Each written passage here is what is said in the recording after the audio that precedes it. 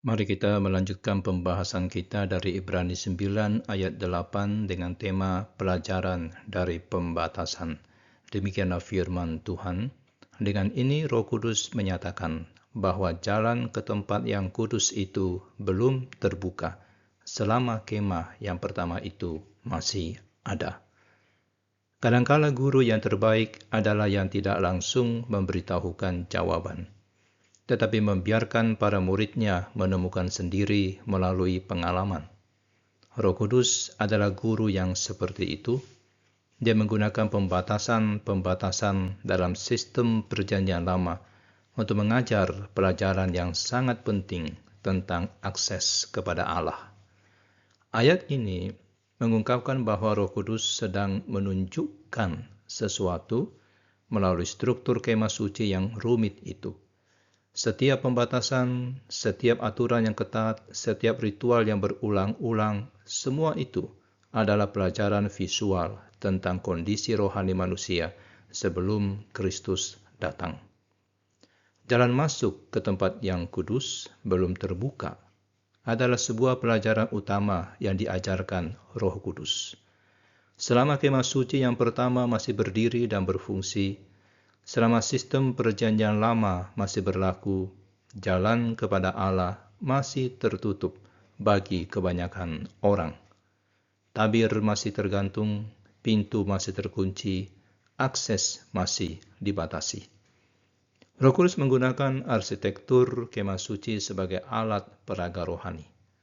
Ruang kudus yang bisa dimasuki imam setiap hari menunjukkan bahwa ada kemajuan dalam mendekat kepada Allah, tetapi ruang maha kudus yang hanya bisa dimasuki setahun sekali menunjukkan bahwa akses penuh masih belum tersedia. Istilah kemah suci yang pertama dalam konteks ini merujuk pada seluruh sistem perjanjian lama yang masih berlaku. Selama sistem itu masih berdiri, masih memiliki otoritas dan validitas, jalan yang sejati kepada Allah masih tersembunyi. Bukan karena Allah tidak mau memberikan akses, tapi karena waktu yang tepat belum tiba.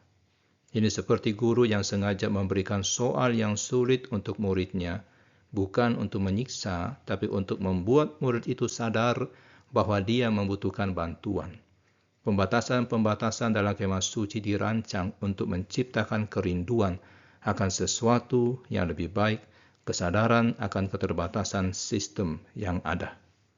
Saudara, bagi kita hari ini mengingatkan bahwa kadang-kadang Allah mengizinkan kita mengalami keterbatasan untuk mengajar kita menghargai yang tak terbatas. Ketika saudara merasa sulit mendekat kepada Allah, ketika doa terasa berat, ketika firman terasa kering, mungkin Allah sedang mengajar saudara untuk lebih menghargai akses yang sudah dibuka melalui Kristus.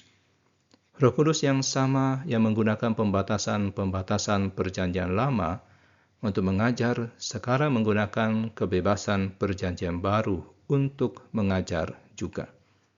Setiap kali saudara bisa berdoa dengan bebas, setiap kali saudara bisa datang kepada Allah tanpa rasa takut, saudara sedang mengalami pelajaran dari Roh Kudus tentang anugerah yang luar biasa. Jangan sia-siakan pelajaran ini.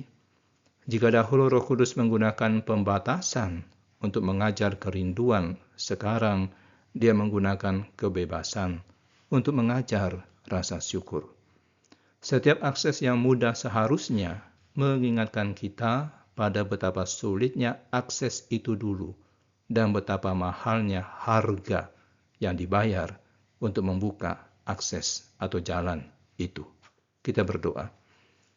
Roh Kudus yang mengajar dengan penuh hikmat, terima kasih karena Engkau telah menggunakan segala sesuatu, bahkan pembatasan dan kesulitan untuk mengajar kami tentang anugerah Allah. Tolong buka mata kami untuk melihat pelajaran-Mu dalam setiap pengalaman hidup kami. Ketika kami mengalami keterbatasan, ajar kami untuk merindukan yang tak terbatas. Ketika kami menikmati kebebasan dalam Kristus, ajar kami untuk bersyukur atas harga yang telah dibayar. Pimpin kami dalam semua kebenaran-Mu. Di dalam nama Tuhan Yesus kami berdoa. Amin.